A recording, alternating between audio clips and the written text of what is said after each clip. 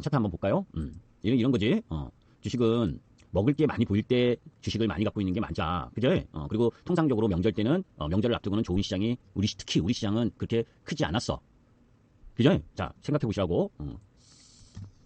미국 시장이 여튼간 3일 연속 상승이야. 양봉을 내면서. 그지? 자, 그러면 PC 오늘 발표가 되는데 PC가 예상치로 나왔다래. 그러면 이거 세게 돌파할 명분은 안 돼. 그죠? 세게 돌파할 명분은 안 된다고. 예상치로 나오면 예상치보다 좋게, 그러니까 예상치를 하회해서 좋게 나와야 뭐 좀 올라갈 거야. 그래야. 근데 올라가도 또 9월 5일 날 발표되는 고용을 보자고 할 거야. 그지? 근데 그 고용에서 적당하게 고용이 적당하게 나온다는 건 잘 나온다는 거지. 그러면 뭡니까? 금리 인하에 대해서 또 9월 한 번밖에 못할 거다라고 또 인식을 할 거라고. 그래도 시장은 부담이야. 그런데 그나마 좋게 나오는 게 나온 거야. 만약에 고용 충격의 흐름이 나오면, 그지? 고용이 너무 안 좋게 나오면 고용 쇼크로 받아들일 거라고. 그러면 금리 인하에 대한 기대감은 커지지만 경기 침체에 대한 우려가 커지게 되는 거야. 이해되시죠? 응? 나스닥의 월봉을 봐보라고. 그죠? 차라리 8월 달에 좀 쉬었으면 이제 9월에 부담이 적은데 지금 4월부터 시작을 해가지고 4월 때부터 5, 6, 7, 8 그냥 양봉으로 뽑아냈잖아. 그럼 9월 달은 그죠? 조심을 해야 되는 달인 거야. 그죠? 그리고 우리가 이미 예상했잖아. 한금가인님. 그거를 근거를 가지고 예상을 한 거 아니야. 어떤 근거? 이 근거를 가지고 이야기한 거 아니야. 그죠? 이 세론, 노시, 하시아나. 그죠? 유대인 자금이 9월 22일, 24일 요 명절을 앞두고 8월 말과 9월 요 20일 요 타이밍엔 많이 올라온 종목들에 대해서 북클로징을 할 거다. 그죠? 절대적이진 않아, 모든 게. 그러니까 그런 북클로징을 해서 차익 실현의 움직임을 보일 가능성이 높은 시기에 내가 가진 자산의 전부를 베팅하는 건 아닌 거지.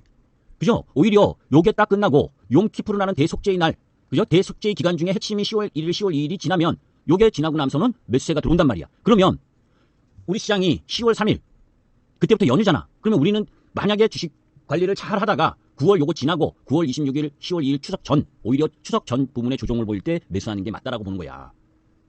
이해되죠? 제가 이야기했잖아요. 고용 안 좋게 나올 가능성이 높다. 그런데 비농업 고용이 안 좋게 나오는 건 당연하다. 왜? 이민자들이, 그죠? 미국 트럼프가 이민자 추방 정책하고, 그죠? 그러니까 값싼 노동자를 추방하고 있잖아. 그죠? 지금은 언론에서 그런 얘기를 별로 안 나오지만 트럼프의 이민자 추방 정책, 이 부분 때문에 값싼 노동자들이 줄어들고 그것을 대체하는 부분이 로봇으로 대체하고 자동화로 대체하는 거라고. 그래서 고용이 좋지 않을 거란 말이야. 그런 고용이 안 좋으면 경기 침체 우려니 스태그플레이션이니 이런 이야기가 나올 텐데 그거 겁먹지 말아라. 그때 하락하면서 그런 이야기가 나오면. 그죠? 실제로는 사람의 고용은 줄어들지만 그 부분을 대체하는 게 로봇이고 자동화이기 때문에 그것이 경기 침체로 가지 않는다는 이야기야. 이해되죠? 그래서 뭡니까? 그런 시황과 연결됐기 때문에 지금은 제가 현금을 좀 갖고 있는 이유가, 지금 최근 4개월 동안 여러분들 현금 갖고 있었던 적 있어? 한 번도 없잖아. 팔고 다른 쪽 종목을 더 사면 더 샀지. 그죠? 다른 때 같았으면 하나 더 사라고 그 현금 만든 거 다 썼을 거야, 어제. 시장 상황이 유리하지 않다. 그죠? 자사주 매입과 연관된 부분에서 어제 시장 지수를 방어해 준 거지. 실제로 우리 시장 지수가 올라가기 위한 움직임이 아니다라고 보기 때문에 막 들어가면 안 된다는 거야. 오케이?